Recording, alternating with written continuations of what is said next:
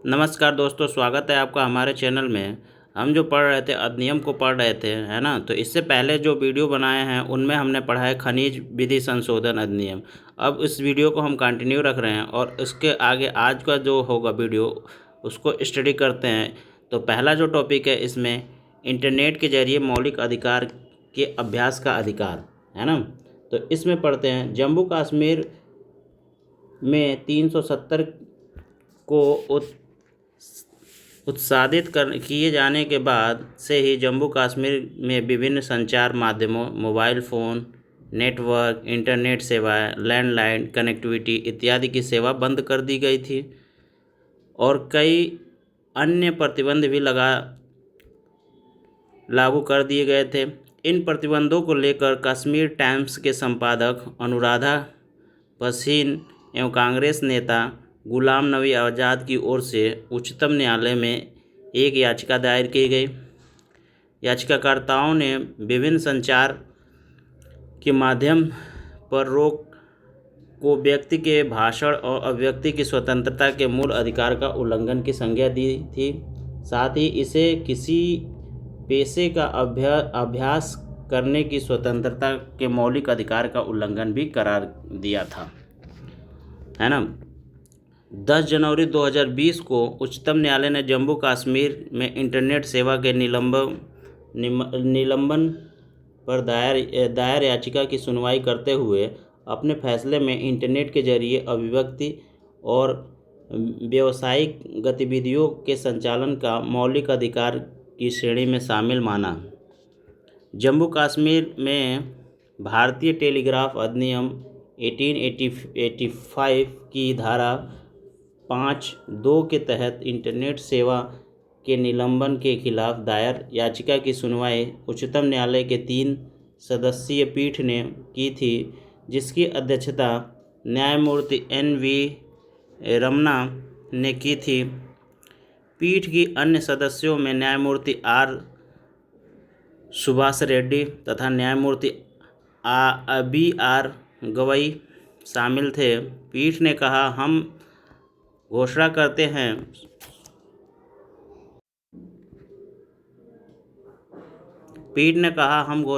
हैं कि इंटरनेट के माध्यम से वाक एवं अभिव्यक्ति की स्वतंत्रता तथा कोई भी वृत्ति, उपजीविका, व्यापार या कारोबार करने की स्वतंत्रता को संविधान के क्रमशः अनुच्छेद 19(1) क तथा 19(1)(6) के तहत संविधान संरक्षण प्राप्त है।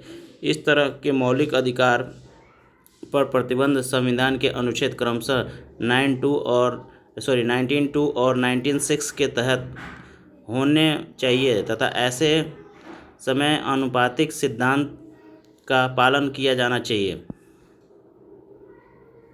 तो उच्चतम न्यायालय के इस फैसले से सितंबर 2019 में केरल उच्च न्यायालय ने फाहिमा शिरीन R के बनाम केरल राज्य और अन्य के मामले में इंटरनेट तक पहुंचने को संविधान के अनुच्छेद 21 क के तहत नागरिकों के शिक्षा के मौलिक अधिकार तथा अनुच्छेद 21 के तहत निजता के अधिकार में शामिल माना है।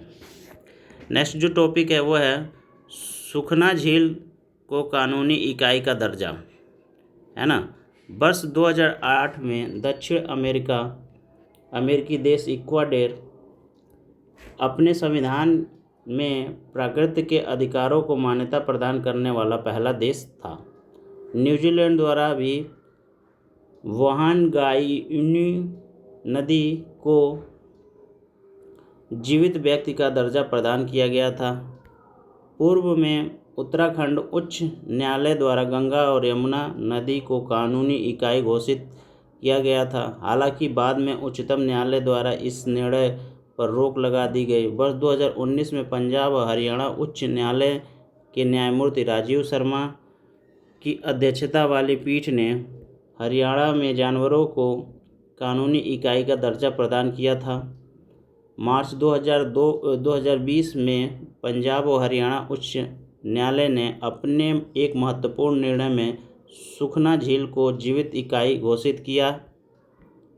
उच्च न्यायालय के न्यायाधीश राजीव शर्मा और हरिंदर सिंह सिद्धू ने यह निर्णय वर्ष 2009 की एक याचिका पर सुनवाई के बाद दिया। झील के अस्तित्व को बचाने के लिए संघ राज्य क्षेत्र चंडीगढ़ के सभी नागरिकों को झील का लोको पेरेटिक्स यानी माता पिता की तरह घोषित किया गया है। इसके अलावा झील के जल ग्रहण क्षेत्र में नए निर्माण पर पूरी तरह प्रतिबंध लगा दिया गया है। सुखना झील अस्तित्व संरक्षण हेतु एक कानूनी इकाई व्यक्ति होगी, है ना। चंडीगढ़ प्रशासन को निर्देशित किया गया है कि वह आर्द्रभूमि संरक्षण एवं प्रबंधन नियम 2017 के तहत इसे आर्द्रभूमि घोषित करे। पंजाब एवं हरियाणा सरकार को भी ऐसी अधिसूचना जारी करने का निर्देशित किया गया है। न्यायालय ने सुखना जल ग्रहण क्षेत्र को क्षति पहुंचाने के लिए पंजाब एवं हरियाणा पर 100 करोड़ रुपए का जुर्माना लगाया है।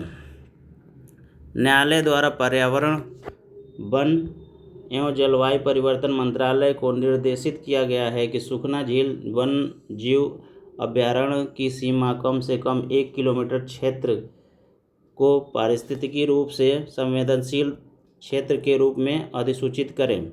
चंडीगढ़ में स्थित सुखना झील का निर्माण 1958 में प्रसिद्ध वास्तुकार ली कॉर्बूसियर द्वारा किया गया था, है ना। नेक्स्ट जो है इसे पढ़ लेते हैं। जलियांवाला बाग राष्ट्रीय स्मारक संशोधन अधिनियम 2019, है ना। जलियांवाला बाग स्मारक अधिनियम 1951 13 अप्रैल 1919 को अमृतसर के जलियांवाला बाग में मारे गए या घायल हुए लोगों की स्मृति में एक राष्ट्रीय स्मारक के निर्माण का प्रावधान करता है। इसके अलावा यह राष्ट्रीय स्मारक के प्रबंधन के लिए एक ट्रस्ट के सृजन का प्रस्ताव करता है।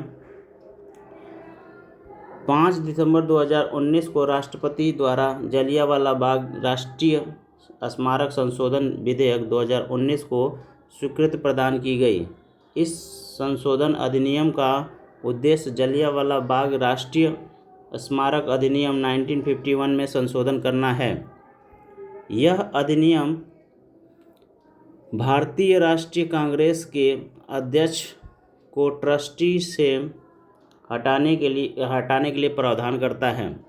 इसके अतिरिक्त यह स्पष्ट करता है कि जब लोकसभा में विपक्ष का कोई नेता नहीं होता है, उस स्थिति में लोकसभा में सबसे बड़ी विपक्ष पार्टी का नेता ट्रस्टी होगा, है ना। ज्ञातव्य है कि अधिनियम 1951 के अंतर्गत ट्रस्टी के रूप में एकल राष्ट्रीय राजनीतिक दल यानी भारतीय राष्ट्रीय कांग्रेस के प्रतिनिधित्व का प्रावधान है ना।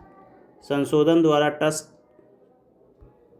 से दल विशेष के सदस्य को हटाया जाना, इस गैर राजनीतिक बनाना है ना। संशोधन द्वारा ट्रस्ट में विपक्षी पार्टी का प्रतिनिधित्व सुनिश्चित किया गया है।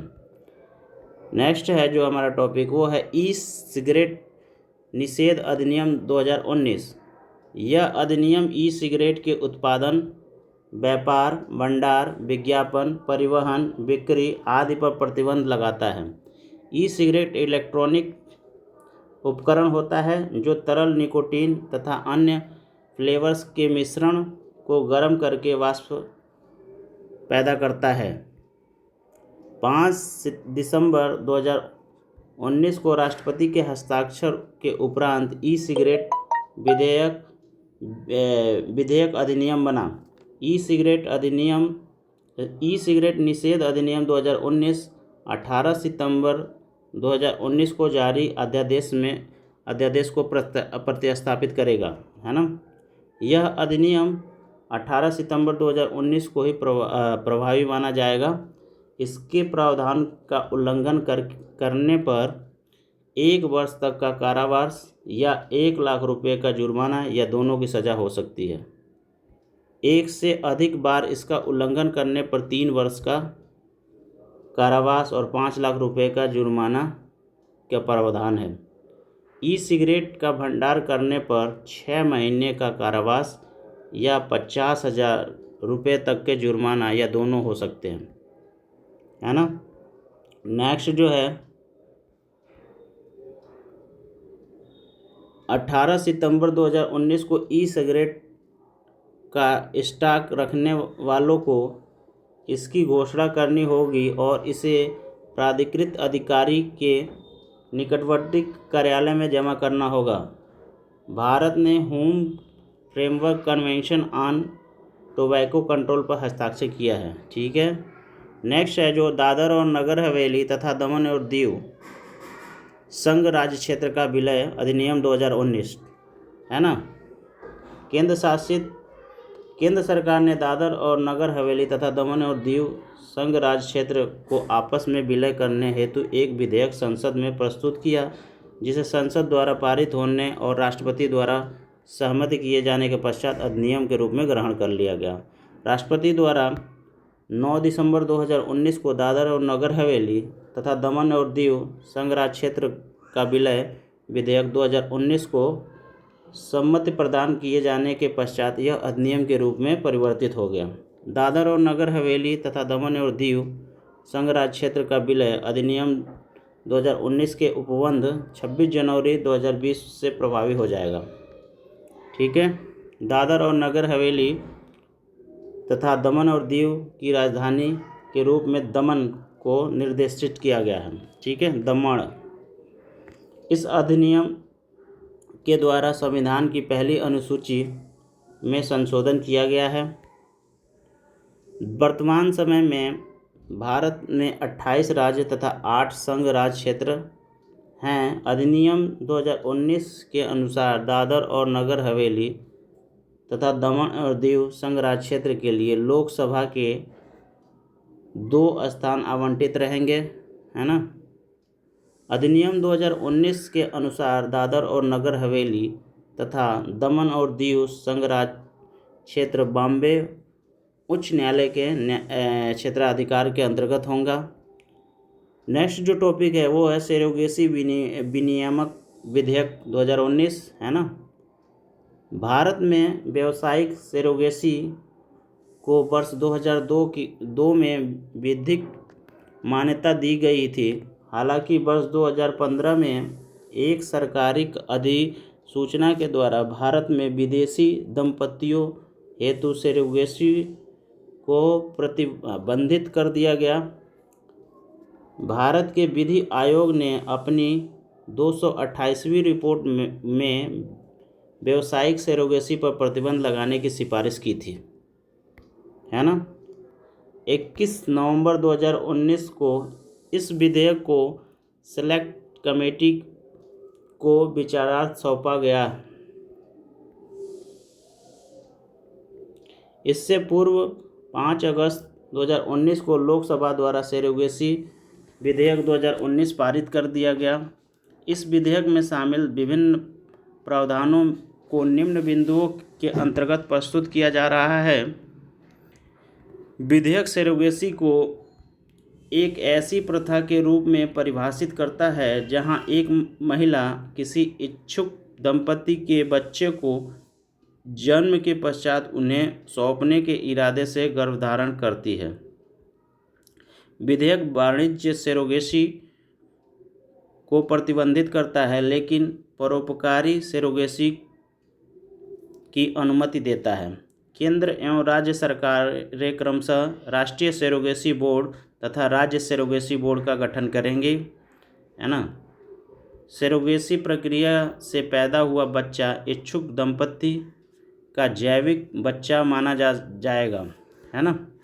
नेक्स्ट है अयोध्या विवाद पर सर्वोच्च न्यायालय का निर्णय, है ना। 9 नवंबर 2019 को सर्वोच्च न्यायालय की 5 सदस्यीय संविधान पीठ ने अयोध्या की विवादित भूमि के मामले पर महत्वपूर्ण फैसला सुनाया। पीठ ने विवादित जमीन पर रामलला विराजमान का हक माना है। साथ ही मुस्लिम पक्ष यानी सुन्नी सेंट्रल वक्फ बोर्ड को अयोध्या शहर में ही 5 एकड़ जमीन देने का आदेश दिया है। उल्लेखनीय है कि 5 सदस्यीय संविधान पीठ ने 6 अगस्त 2019 से 16 अक्टूबर 2019 तक 41 दिनों तक इस मामले पर प्रतिदिन सुनवाई की थी। इस संविधान पीठ में तत्कालीन मुख्य न्यायाधीश रंजन गोगोई के साथ justice S.A. Bobde, D.Y. Chandrachud, Ashok Bhushan और S.A. नजीर शामिल थे, है ना। उच्च न्यायालय द्वारा सुनवाई के दिन के आधार पर यह दूसरा सबसे लंबा केस है। इससे पूर्व उच्चतम न्यायालय की 13 सदस्यीय पीठ ने वर्ष 1972 और 73 में केशवानंद भारती और अन्य बनाम केरल राज्य मामले की सुनवाई 68 दिनों में पूरी की थी। इससे पूर्व अयोध्या विवाद के समाधान हेतु 3 सदस्यीय मध्यस्थता पैनल का गठन किया गया था। इसके अध्यक्ष पूर्व न्यायाधीश F.M.I. कलीफुल्ला तथा सदस्यों में श्री रविशंकर तथा वरिष्ठ एडवोकेट श्री राम पांचू शामिल थे। नेक्स्ट जो हमारा अधिनियम है, जम्मू कश्मीर पुनर्गठन अधिनियम 2019। 5 अगस्त 2019 को राज्यसभा में गृह मंत्री अमित शाह द्वारा जम्मू कश्मीर पुनर्गठन विधेयक 2019 प्रस्तुत किया गया, जिसके तहत जम्मू कश्मीर और लद्दाख को 2 नए संघ राज्य क्षेत्र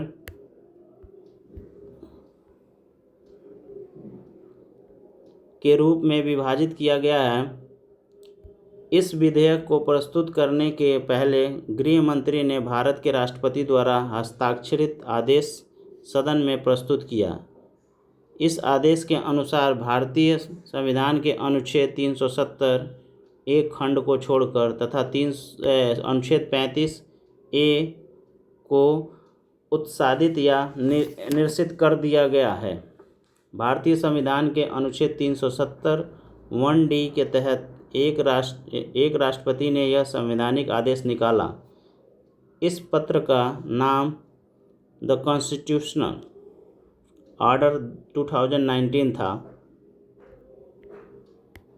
31 अक्टूबर 2019 को जम्मू एंड कश्मीर पुनर्गठन अधिनियम 2019 अंतिम रूप से लागू हो गया। इस अधिनियम के अनुसार जम्मू कश्मीर राज्य के अब 2 हिस्से कर दिए गए और इन दोनों हिस्सों को 2 अलग अलग संघ राज्य क्षेत्र बना दिया गया। पहला राज्य क्षेत्र भारतीय संविधान के अनुच्छेद 239A के अनुसार जम्मू कश्मीर और दूसरा संघ राज्य क्षेत्र अनुच्छेद 239 के अनुसार लद्दाख बना दिया गया। ठीक है, जो जम्मू कश्मीर बना है वो बना है 239A के तहत। ठीक है, और जो आपका लद्दाख बना है वो बना है 239 के तहत, है ना। लद्दाख में विधानसभा नहीं होगी, एक लेफ्टिनेंट गवर्नर यानी उपराज्यपाल होगा जो वहाँ शासन चलाएगा। 31 अक्टूबर 2019 से लद्दाख के लेफ्टिनेंट गवर्नर राधाकृष्ण माथुर हैं, जबकि संघ राज्य क्षेत्र जम्मू कश्मीर के पहले लेफ्टिनेंट गवर्नर गिरीश चंद्र मुर्मू थे। वर्तमान में मनोज सिन्हा जम्मू कश्मीर के उपराज्यपाल हैं, है ना। जम्मू कश्मीर को विधानसभा के साथ संघ राज्य क्षेत्र बनाया गया है। यहाँ से राज्यसभा की 4 सीटें की गई है, ठीक है, निर्धारित की गई है। और जम्मू कश्मीर के पूर्ण राज्य होने के समय भी यही थी। ठीक है, जम्मू कश्मीर के लिए लोकसभा की 5 सीटें निर्धारित की गई है और लद्दाख की लोकसभा के लिए 1 सीट निर्धारित की गई है। जम्मू कश्मीर विधानसभा का कार्यकाल 5 वर्ष होगा, है ना। संघ राज्य क्षेत्र जम्मू कश्मीर की विधानसभा की कुल सदस्यों की संख्या 107, है ना, होगी, जिसमें से 24 सीटें पाक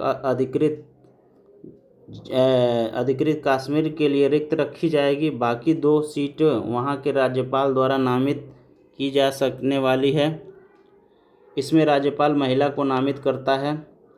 इसके अलावा इस पुनर्गठन अधिनियम के माध्यम से राज्यों में अनुसूचित जाति अनुसूचित जनजाति दोनों को आरक्षण के प्रावधान का लाभ दिए जाने की व्यवस्था की गई है। इसके पहले यहाँ अनुसूचित जनजाति के लिए आरक्षण की व्यवस्था नहीं थी, है ना। केंद्र सरकार ने इन दो नए संघ राज्य क्षेत्रों के मध्य तत्कालीन जम्मू कश्मीर राज्य की संपत्ति और ऋणों के वितरण के मामले में अवलोकन हेतु पूर्व रक्षा सचिव संजय मिश्रा की अध्यक्षता में एक 3 सदस्यीय समिति का गठन किया है। नेक्स्ट जो अधिनियम है वो है कराधान विधि संशोधन अधिनियम 2019। आयकर अधिनियम 1961 तथा वित्त अधिनियम 2019 में संशोधन के लिए कराधान विधि अधिनियम संसद द्वारा पारित किया गया। यह पूंजीगत लाभ होने वाली आय पर अधिभार लगाने के लिए कुछ प्रावधानों को भी संशोधित करती है। यह अधिनियम कराधान विधि अध्यादेश 2019 को प्रतिस्थापित करेगा। 20 सितंबर 2019 की तिथि से कराधान विधि संशोधन अधिनियम 2019 लागू माना जाएगा। इस अधिनियम में निम्नलिखित प्रावधान किए गए हैं। तो वो प्रावधान क्या किया गया है?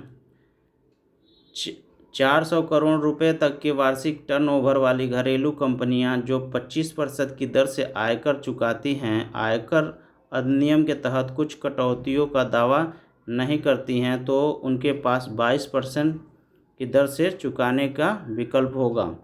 1 अक्टूबर 2019 को या उसके बाद पंजीकृत कंपनियां जो 31 मार्च 2023 को या पहले उत्पादन शुरू कर देगी, ऐसे कंपनियां आयकर अधिनियम के तहत कुछ कटौतियों का दावा नहीं करती हैं, तो 15% की दर से भुगतान का विकल्प चुना जा सकता है।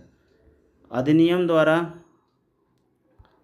वित्तीय वर्ष 2019-20 से न्यूनतम वैकल्पिक कर की दर को 18.5% से घटाकर 15% कर दिया गया है।